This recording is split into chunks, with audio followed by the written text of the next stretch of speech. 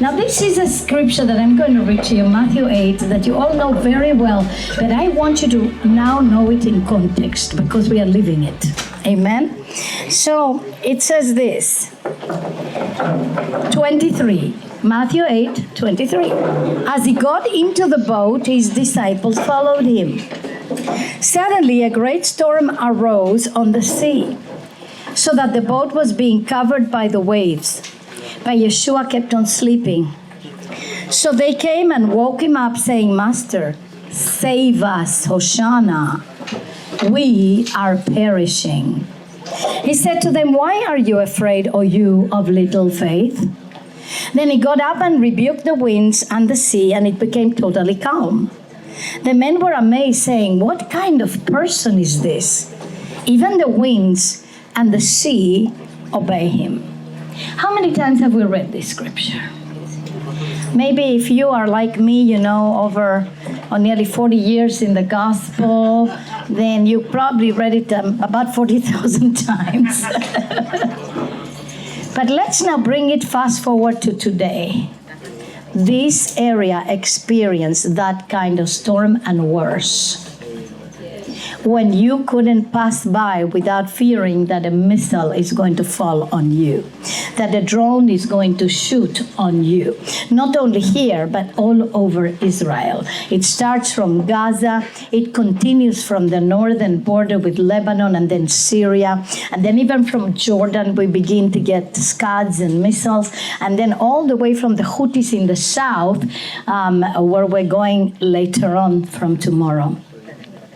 We begin to have a storm of wickedness, a storm of hatred, a storm of missiles and of bullets and of rockets, and then the storm that came from Iran for 12 days, the storm of rockets, that every one of those rockets are much bigger than this boat, and they would have fallen on anyone and killed anyone in the building. You saw the buildings destroyed when the pastor came to show us. Is that a storm? That's a storm. That's a storm. A storm in every way. And then you see, just like the disciples, and if we take it to our own personal life, just like the disciples, we think that the Lord is asleep. We think that He's forgotten us. And you know, it takes to be able to see something greater than the storm to be able to overcome the storm. See something greater.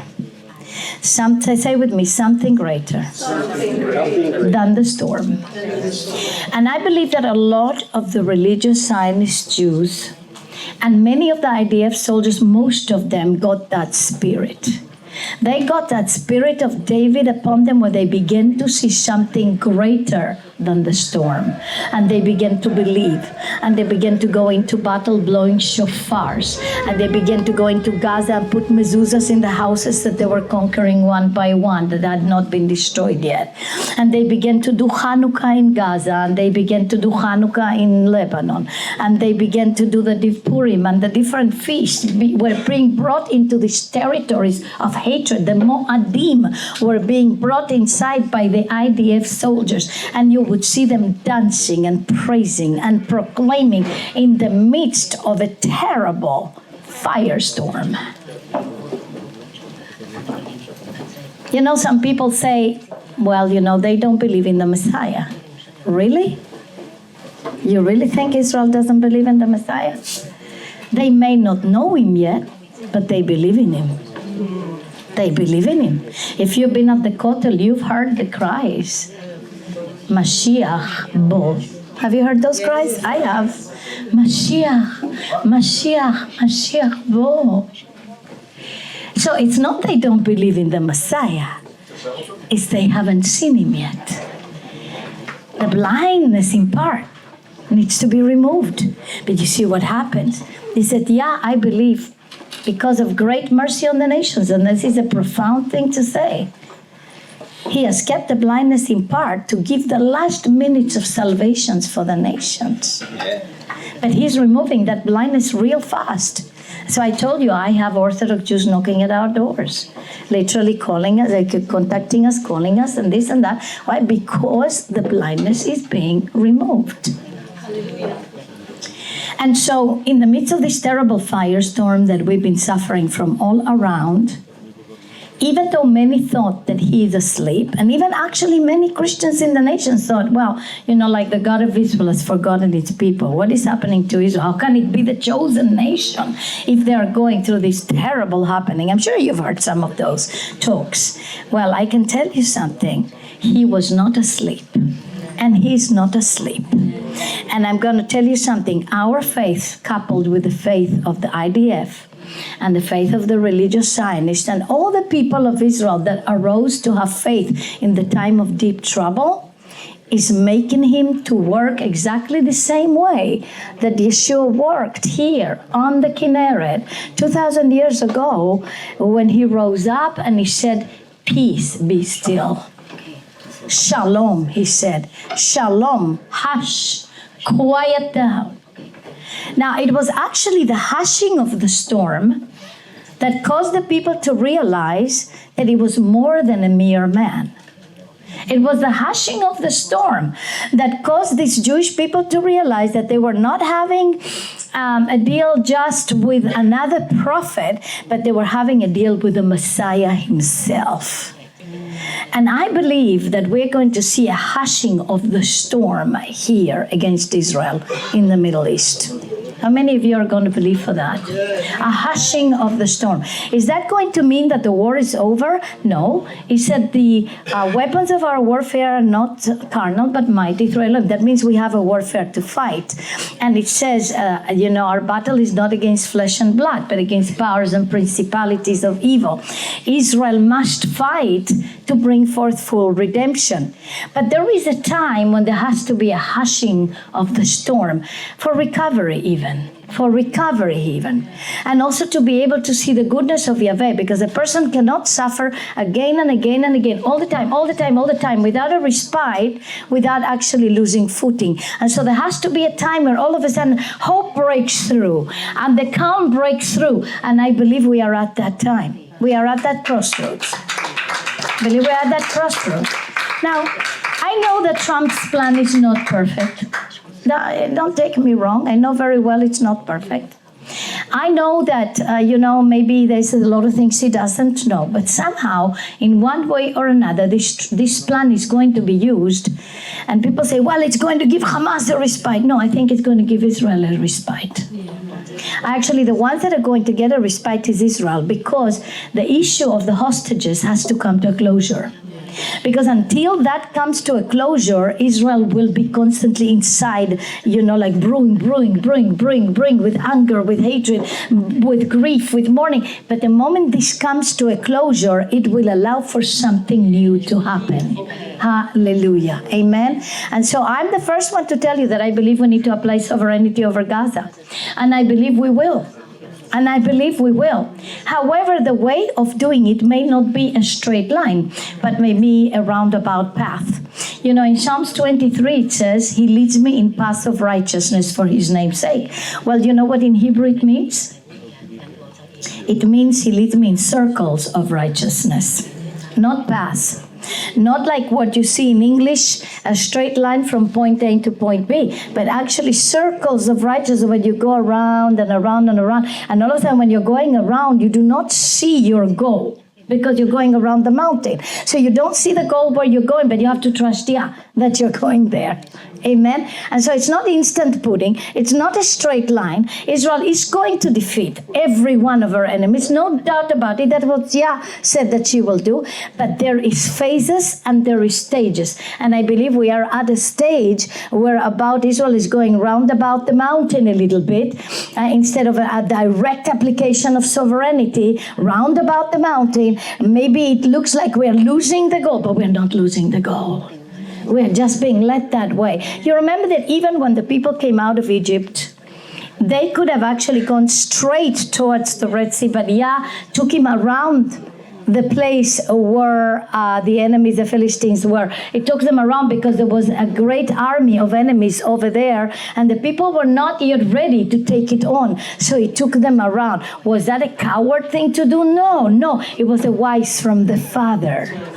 The Father that cares for his children, and the Father that knows when they are ready for what they are ready, and then we take us forward.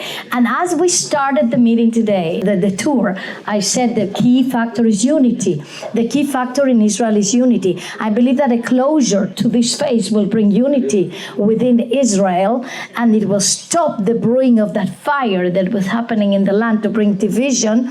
And then, there will come the next strategy for the next time. If Hamas breaks the ceasefire or what, then Israel surely will have to arise again, and hopefully, and we're going to pray that Trump will always, always, always support Israel. Amen? Always support Israel. So is it a perfect plan? No. But I believe it is like Yeshua himself saying to the storm, peace, be still. Can we say that together? Peace, be still. That's right. Give a respite to the people to recover so that we can continue. Give us time to bind our wounds. Give us time to get healed. Give us time for that. And then what's going to happen is that it's going to be a much stronger Israel that will rise up with much better purpose, much clearer purpose, and it will be able to keep on taking on her enemies that will arise from time to time, again and again, until Yeshua returns. Amen?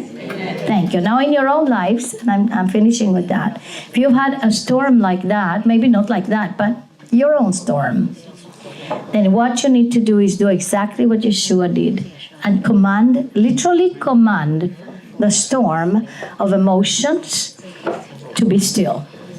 And sometimes we forget that because we are so much inside of it that we forget to command our own soul. But I tell you one thing that I've taught all of my disciples: lay hands on yourself, command your soul to be still, command your emotions to be still, command your mind to be still. Command your body to be in shalom and to be still. Command your family to be still. Command the raging things and liars that are roaring against you to be still. You have to use that authority that Yeshua had, which actually was the right thing, because when he did that, he was revealed as the Messiah. So when he comes into that place of saying, peace be still, it is like he woke up to help us, but he's always been there. So let's wake him up every time and together with him say, peace be still, for Israel and for ourselves and for every situation in our lives, in Yeshua's mighty name. And everyone said, Amen. Amen. Now do it. Peace be still. Peace be still. Any part of your body that needs to be still, peace be still. Shalom. Actually, better shalom. Shalom be still. Shalom be still. Shalom be still. Shalom be still. Shalom be still. And all over around all the borders, shalom be still. In Yeshua's mighty name. Amen and amen.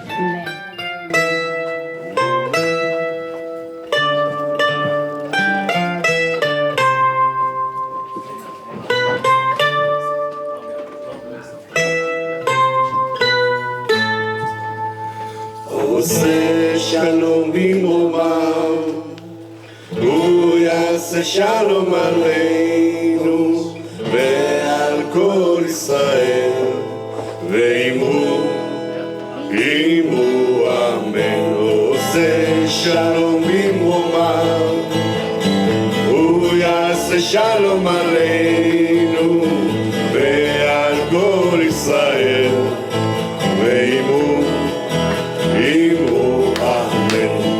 יעשה שלום, יעשה שלום, שלום עלינו ועל כל ישראל. יעשה שלום, יעשה שלום, שלום עלינו ועל כל ישראל. הוא עושה שלום במרומיו, הוא יעשה שלום עלינו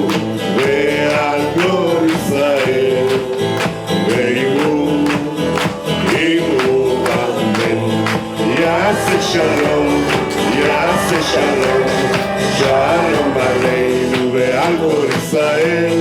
יעשה שלום, יעשה שלום, שלום עלינו ועל כל ישראל. יעשה שלום, יעשה שלום, שלום עלינו ועל כל ישראל.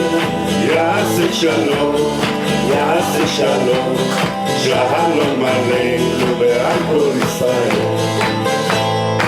God will make peace in heaven, and make peace on us, on the world, on Israel. And we all say, Amen.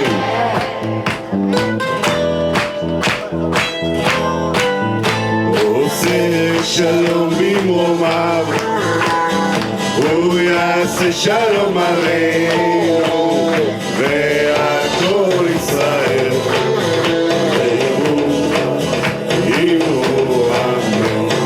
יעשה שלום, יעשה שלום, שלום עלינו ועל כל ישראל. יעשה שלום, יעשה שלום, שלום עלינו ועל כל ישראל.